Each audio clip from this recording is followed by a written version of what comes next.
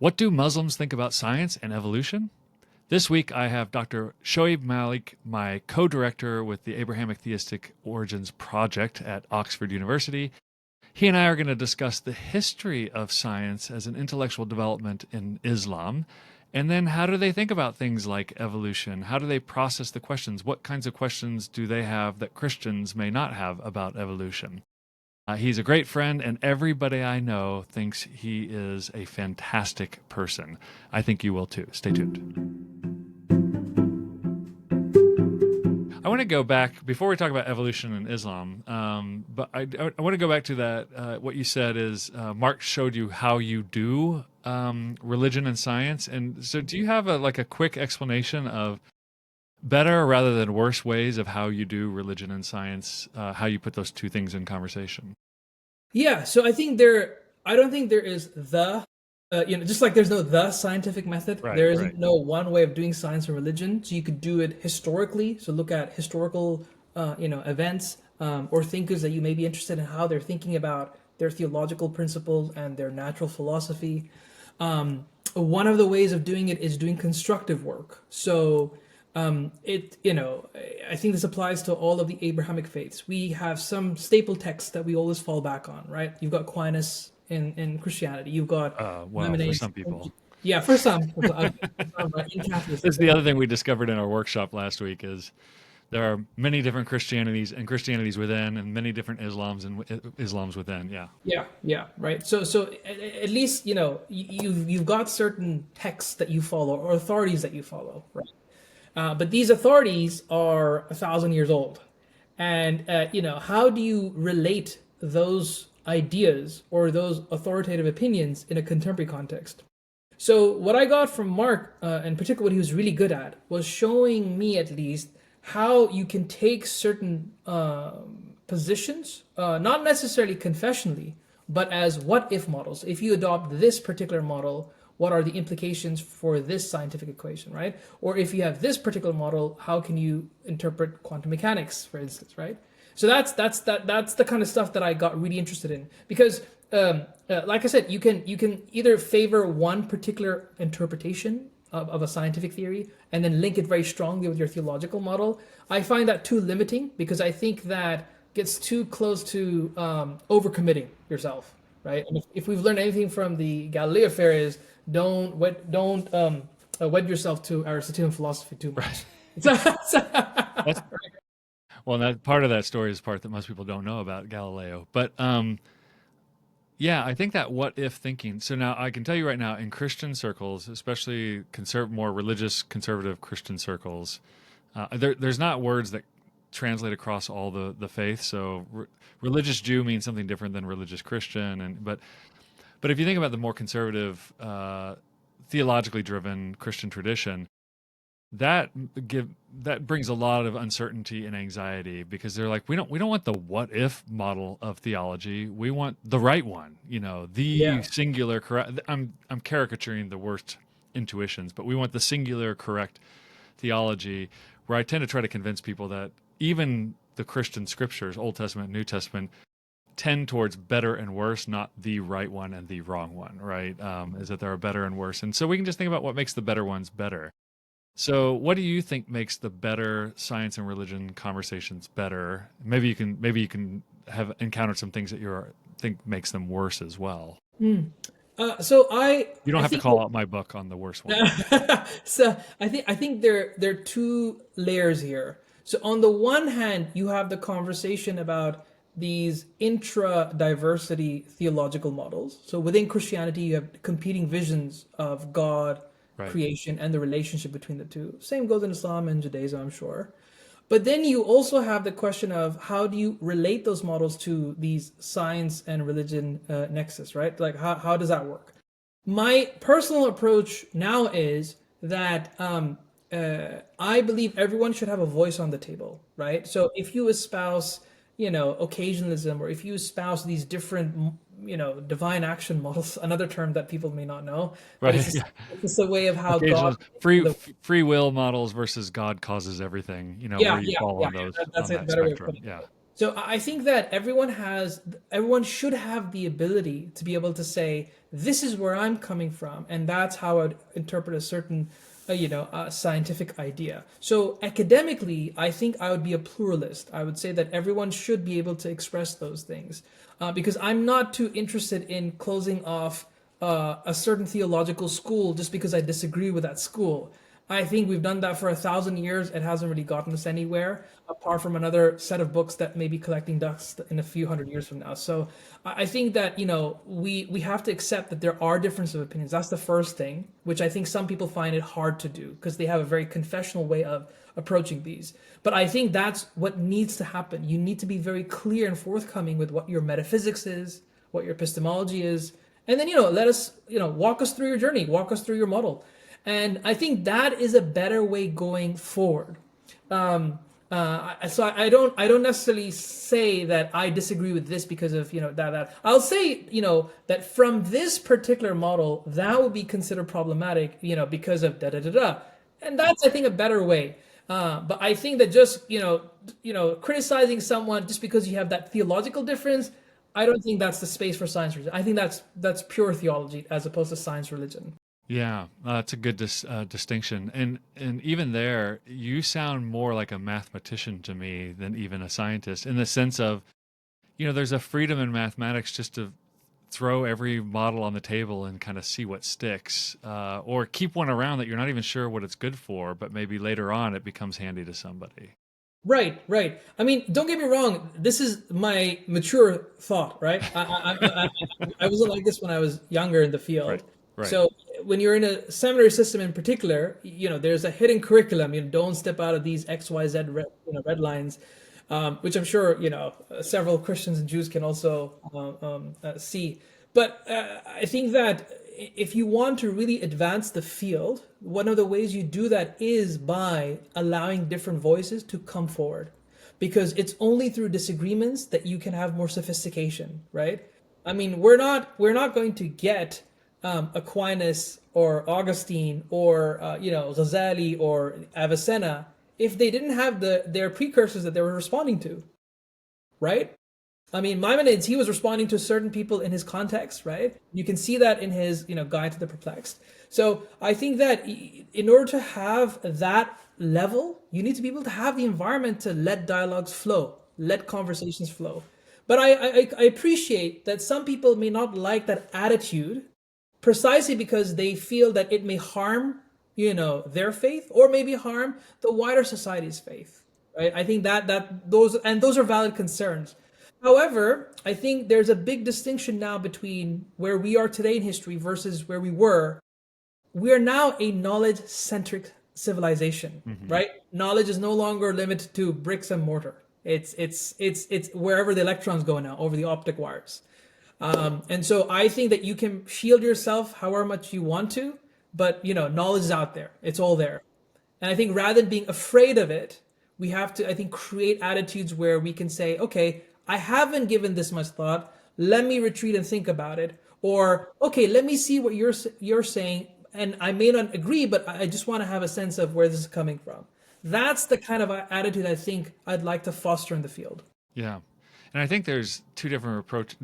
Again, there can be more than this, but that kind of don't go outside of the bounds thinking, which is this is correct and outside of the bounds is dangerous, versus let's just kind of explore here. And through that exploration, we will probably all in some way fall back within a boundary. Maybe it was the original boundary we were within, right? We go out there, we look, and we're like, you know what? Those options aren't as great as we thought they were. They don't work out as much as we thought. Um, yeah, I think, That's my approach. That's personally my approach. So yeah, I stick to a personal school that I think, at least to me, makes the most sense. Like it's the best theological approximation that I can have of God, creation, whatever systematic thoughts you want to have in there. And I say, okay, let me see what this model says, and if I disagree, I'll just come back to that. But I think that's you. So you need an anchor. I think that's the key right. thing. You definitely need an anchor to start off with. Yeah, I think where the problem is that in science or religion, because you are opening up three big bodies simultaneously, the science, philosophy, and religion, yeah, particularly for people who don't have an anchor, they may feel a bit, whoa, this is where am I hmm going here?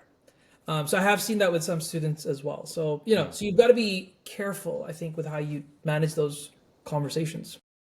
Yeah, and even simple things like I teach undergrads quite often, and the young men and women, like their frontal lobes haven't finished developing yet, right? Like that, they're still stuck a little bit in black and white thinking, and gray is it's emotionally and cognitively difficult for them. So you have to take all of those things into account as we walk people into these discussions. Yeah. That said, assuming that we have some cognitively mature people listening to you today, I've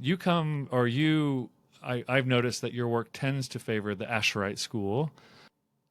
Hey there, if you've benefited from this content at all, please hit the like and subscribe, or subscribe and like, one of those or both of them together on this video. It helps us tremendously with the math algorithm nerd monsters. And within Sunni Islam, is that correct? Okay, so maybe you could just really quick, for somebody who's never heard of Islam, I don't know how often you do this, but do you have a thumbnail explainer like, here's the deal, like Islam, what's the deal with that, right? Here's the deal with Islam. Here's how it's split up. We could say, maybe we just say, what's your thumbnail for Shia versus Sunni?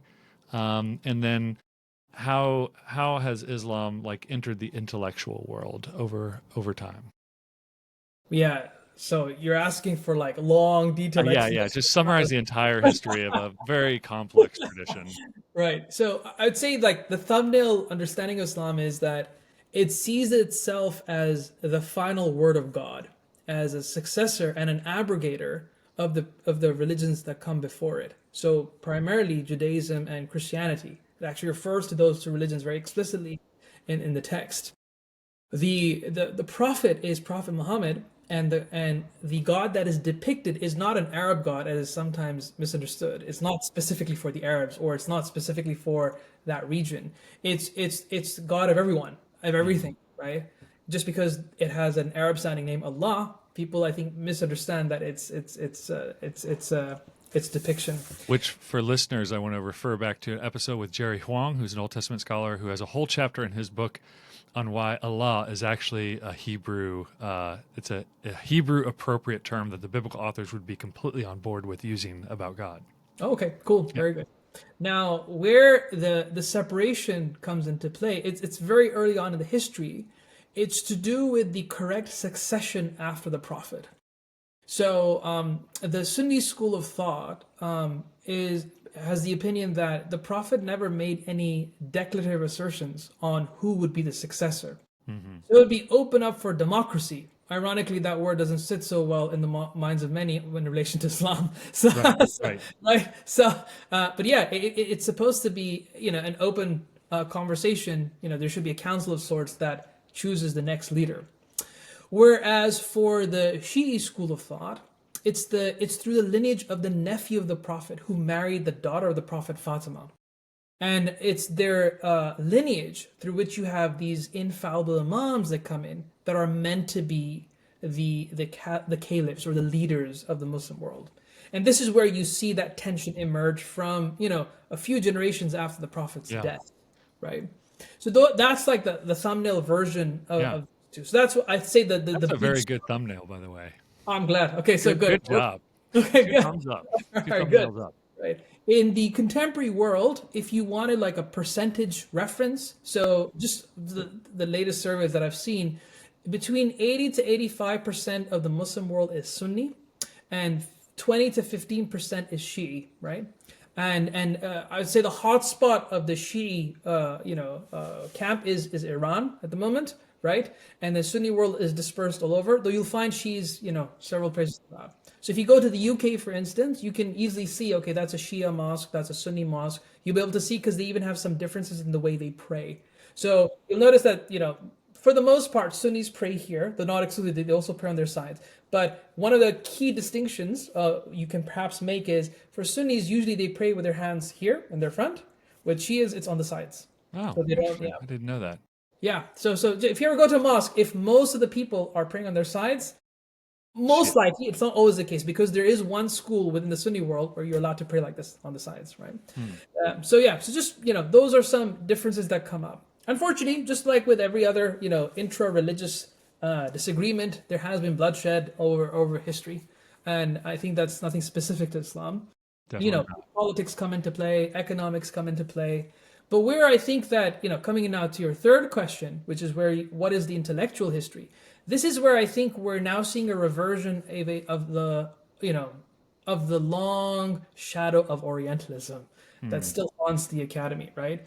So in the 1850s, when Orientalism started popping up across, North American universities and European ones as well, the Orient was seen as an amazing object of study, but they had certain assumptions with how they approached that study. So the Muslim world is barbaric, it's stupid, doesn't have a philosophical tradition, and so that became really the axes for how people viewed that perspective.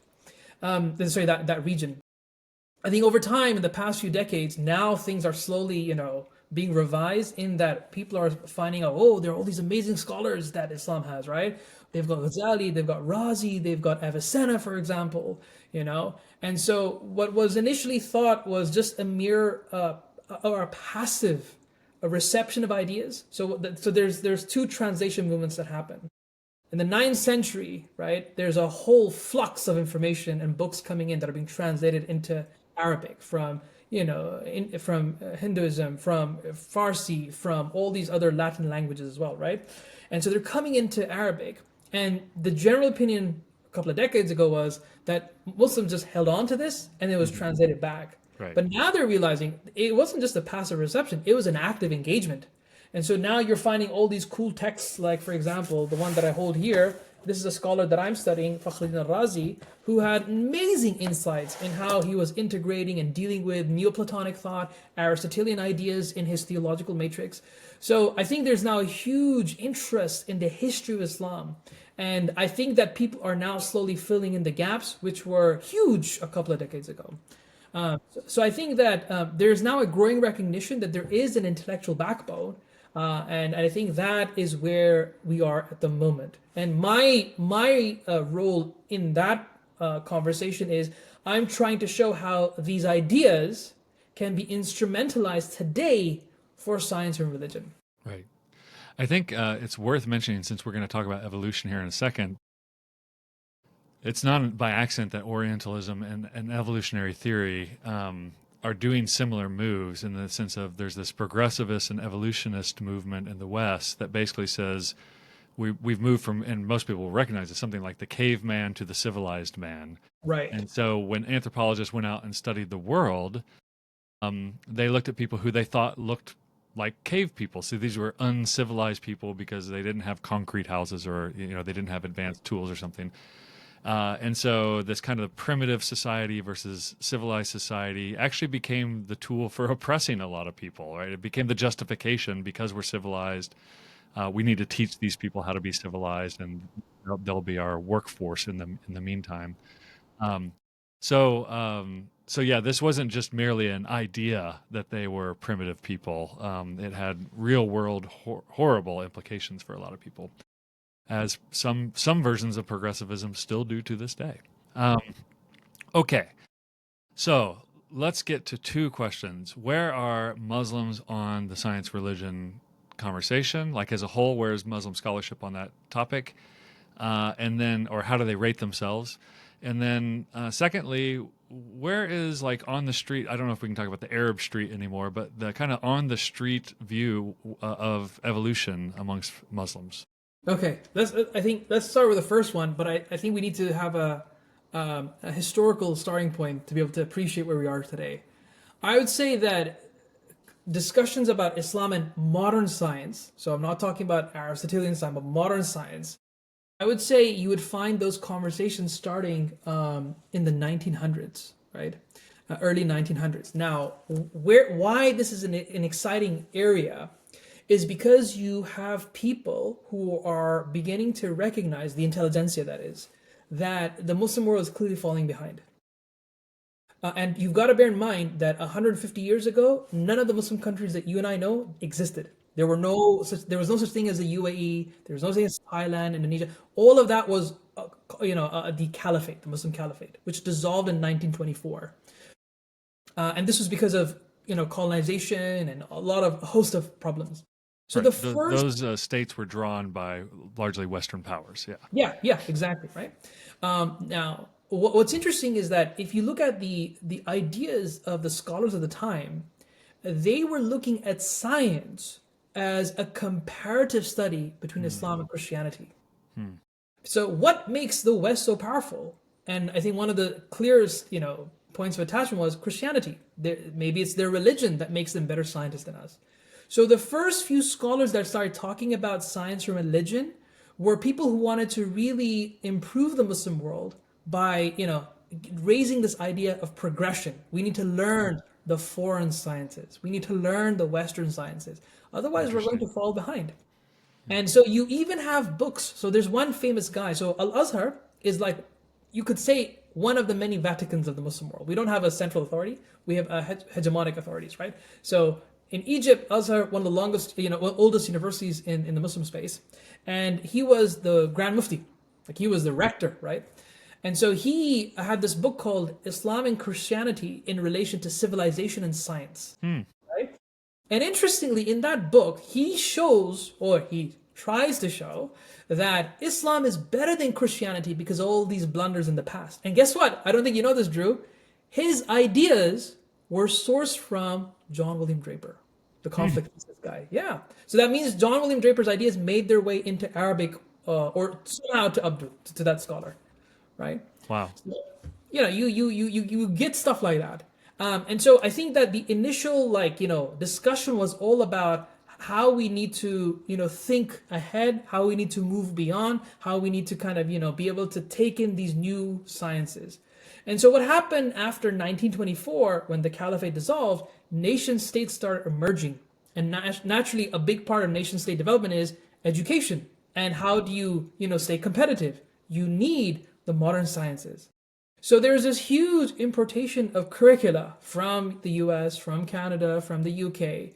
And so in the next 50 years or so, that's what's happening. Now in the 1980s, this is when we begin to see what I refer to as the crystallization of Islam and science as a discourse. This is where I would, put it. And so you have these two opposing trends that you see. One trend is known as the Islamization of science, which is a very interesting movement. So this is a movement that started off by a few scholars, and it had two basic premises. One, that science, at least the way it's currently taught, is Western, it's alien, it's modern. And two, it needs to be purged through Islamic lenses, whatever those Islamic lenses were, right? And they disagreed about what that really means, right? So you have this ultra suspiciousness about modern science coming in, right? And that's why you have this, sometimes if you go to the Muslim world, you have these, very strong bifurcations, the West versus Islam, which is similar to the, clash of civilizations narrative that you see, right? Right. So that's one, I think, conversation that you have. The other conversation that you have around this period is the complete opposite. Oh, all these modern scientific ideas, we have them in the Quran. They're right here. The Big Bang, it's there in the Quran. It's except for evolution, but everything is there, right? Everything is there, right? Oh, I have a feeling this is going to lead to the second question. Yeah. So what's really interesting to me that the formation of Islam and science as a discourse, and my measuring stick for what a discourse is when you start seeing books, conferences, and academic production emerging in a very concentrated way. And I think that's really the space for me, 1980s. So you have two diametric movements, one being very suspicious of modern science and one being very friendly with modern science, right?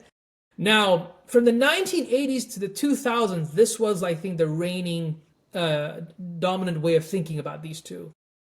After 2000s, you get then a second generation of scholarship. This is where people like Nidal come in, Nidal Ghassoum, Basil Al-Ta'i, and a few others, like a handful of scholars, I would say still less than 10, that are now talking about, more local inquiries. So how does quantum mechanics work within the Islamic space, right? How does evolution work in the Islamic space, right? Islamic psychology starts maturing, right? Islamic psychology, to one extent, can be seen as a branch of the Islamization sphere by saying that contemporary psychological frameworks are too secular. They don't cater for the soul or for the spirit, hence why we need an Islamic psychology, right? So in effect, what you're getting is more local focused inquiries and moving away from like meta narratives. Right. And this aligns itself to some extent with the whole Christian development around this time, in that we want to move away from big picture stuff and start getting into science engaged theology, which is what the term that Joanna is propagating. And I think that makes sense within the Islamic space after 2000s. So that's the second generation. The third generation is when you're seeing now in the past few years is now we're able to see the development of the infrastructure of Islam and science. So till today, we don't have a single textbook on Islam and science. We have 14 from the Christian perspective. Till today, right? Also on top of that, you don't have any university courses on Islam and science. Like nothing like that exists. You don't have dedicated departments. But if you look at the Christian side of it, for Zygon, the world's leading journal for science religion, started off in 1966, right? The first textbook, Ian Barber, Issues in Religion and Science, 1960s as well, right? And so you see this amazing movement and development. You get chairs being dedicated to science or religion from the Christian side, but you don't see any of that. And that's because I think there has not been a sense of clarity of who's doing it. Has there been enough critical threshold behind this kind of thing? Economics come into play, sensitivities come into play. And so I think that's the reason why it's been relatively slow. So I'd say this is the first time we have somebody now who is at a university whose job is full-time developing the field of Islam and science. I'd say that's the first time we're having this space. 2023 was a very interesting year because in this year you now see the inauguration of two series. One is the Cambridge Elements Islam and Science series that is being co-edited by Stefano Bigliardi and Nadal Gassoum, and Palgrave's Islam and Science monograph series, which is what I'm editing. In addition to that, I'm also editing Palgrave's Encyclopedia on Islam and Science. So you can see here now the infrastructure slowly coming into play. And a few days ago, we found out that the University of Edinburgh, which has both an in-person as well as an online science religion program, our proposal for having a whole course on Islam and science to be part of that program was accepted by the Board of Studies. Wow. And that's now accessible. Is that going to be the first one ever? First one, I would say first one by a university that's accessible to everyone. Russell Group as well, right? So you have that. As far as I can tell, it's the first one of its kind. Yeah. Right. Russell Group means Ivy League for Americans. Yeah. For Shoaib taught me that a few weeks ago. Yeah. So I mean, it's astounding in some ways. I would have assumed. Honestly, I would have assumed this, having read Islamic philosophers, in philosophy classes back in my master's degree. I would just assume they would have been on top of this. Okay, so I think we got some hints about where evolution is going to fit in here, and how evolution might even be part of this historical development. Yeah. So, interestingly, again, 1900s, right? Evolution actually, I think, was largely shaped by Christian seminaries that were developed in the Middle East, right? So remember when you had Christian missionaries that set up their own institutions, and those would be the main learning hubs for where people want to go for the latest knowledge of the day. So I don't think you know this. Have you ever been to Lebanon, Drew, by any chance? I have not yet. Yeah. Right. So one of the best universities in the Middle East, one of the best probably, is AUB, American University of Beirut. It was the Syrian Protestant college. Right. Right? That was its origin. It was a Syrian Protestant college. Right. Arab Christian. Arab Christian, yeah.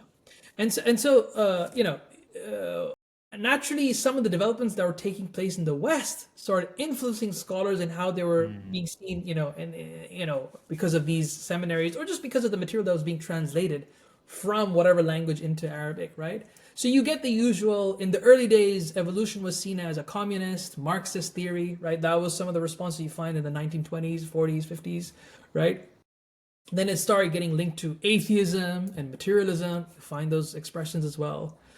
I think more recently, anyone who's tried to attempt to talk about evolution positively, you immediately get accused of being a sellout, a progressivist, right? You're revising the tradition and all of that. So evolution is a very, very sensitive topic. And I can say this now very comfortably. In my previous employment, when we were going through orientation, we were told to stay away from 3 topics in the classroom. One was evolution. And that's because a year before, it was a professor of biology, he was an American. He got not only fired for teaching evolution, but deported from the country. Okay. Yeah, so serious, very serious, right? Yeah. So now the way And that was in the UAE, that was in the UAE, which is UAE. like, One of the speaking most in political liberal. terms, is a pretty, liberal political Yeah, it's country. also, Yeah, yeah. but that the flashiness of that country is more to do with technological production, but with theoretical ideas, you have to be careful who and when you say it to, right? Very interesting. Now, so the way the biology teachers got around that, because you have to teach evolution, it's in the books, right? You can't just get rid of it. So the way the teachers got around, this is a clever response. So they just eliminated the words Darwin and evolution, and whenever they presented, they'd say, "This is the theory of change," and that's it. Perfect. Yeah. It's I've actually done something very similar in my own life. I used to call what I did, the biblical theology of epistemology, but that's a forbidden term in a lot of biblical studies. Biblical theology is a forbidden term. So I just started calling it the intellectual world of the Hebrew Bible, and people are like, "Oh," the very same people who are like, "You can't do that." You just rephrase it, and they're like, "Oh, okay, that's interesting." Yeah. So maybe you could give us, as we're running out of time here, maybe you could give us one example of questions that Muslim scholars are going to, like you, are going to put to evolutionary theory that maybe Christians or Jews would not. Something that highlights the distinctiveness of the Muslim intellectual tradition. And I know in some ways they're all bound together at various points in history. They come to these juncture points because of the Baghdad University that you pointed to. Yeah. Beirut, not Baghdad. Baghdad is in Iraq. So. Sorry. Well, the University of Baghdad, where a lot of this scholarship, the medieval scholarship, is. Oh, studied. right. Yeah. That's true. Where if you wanted to go study, if you wanted to go to the Oxford of the world, then you went to Baghdad, not because Oxford, they were still in mud huts, I think then. But is there a question that Muslims are going to ask about evolution that is going to be unique to them? No, I would say that there are actually there are more questions in Christianity than there are in Islam, right? Because you've got to bear in mind that Muslims have, at least on the whole Adamic front, there are less commitments. So, for example, Muslims don't believe in original sin. Right. Right. So they had no problem if there were things that were going through suffering, or if there was evil before Adam, no problem there. In fact, the Quran is very clear about that there was killing and bloodshed before Adam, right? So I don't think that's a commitment that Muslims hold, and I think I can say that very comfortably, across the board, right? And so therefore, there's no need for redemption, the coming of Christ, the second coming of Christ. Whereas those are very important conversation points, particularly for traditional Christians, right? Evangelicals in particular are really, honed in on that. So I would say there are more set of commitments there than there are on the Muslim side. In fact, I would say that most of the skepticism regarding evolution is actually shared between the two religions, right? So you have a huge ID crowd in the Muslim world, and most of it was borrowed from the creationist literature that you find in American bodies, right? Intelligent design groups. Yeah, intelligent design, as well as creationist material. You'll find both, right? So I think that's there. But is there something idiosyncratic to the Islamic faith that I can pinpoint? I don't think so. The rest of the I think original sin's a big one, though. Huge. Yeah, that would. But that's not a commitment within Islam. You're asking me something. Is there a commitment within Islam? No, I can't really think of something that's idiosyncratic to them. What about even things like the depiction in Genesis? So this would be for Judaism and Christianity in some ways, of God like being in a garden, digging with his, planting plants and trees and sculpting a man out of dirt. Right. Would that be problematic for Islam? So I think that scripturally there are some radical differences here. Okay. So Islam is very, very, I would say the mainstreams at least, they are very radically, transcendent in their thinking about God, right? So meaning God has to be completely other.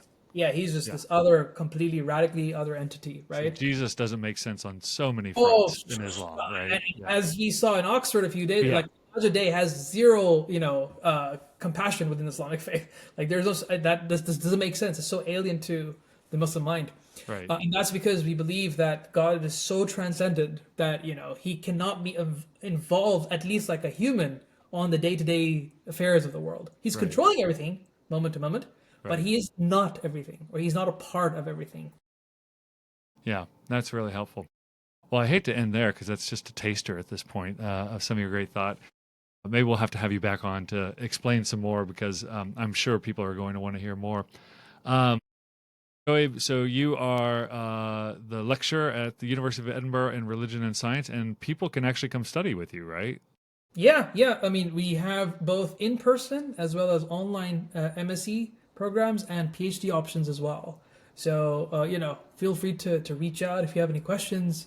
You can email me at shoaib.malik@ed.ac.uk, or just go to the website if it's Yeah, easier. yeah. So, And it doesn't have to be Muslim studying anything under Islam, anything with no, no, religion and no. I science, mean, right? like Yeah. I've also launched a new course on AI and theology, which is not bound to any one religion. It's just a generic course on how AI is going to impact theological conversation, which is another episode we should do, Drew. We should do something on AI because the things I've learned lately have blown my mind a little bit. So, all right, Shoaib, thank you so much for your wisdom, and I think you can hear just from my chat with him here that why he is such a great colleague to work with on this project that we talked about in the last episode. So, thank you, Shoaib, for your time and your wisdom. My pleasure. Thank you for having me, Drew.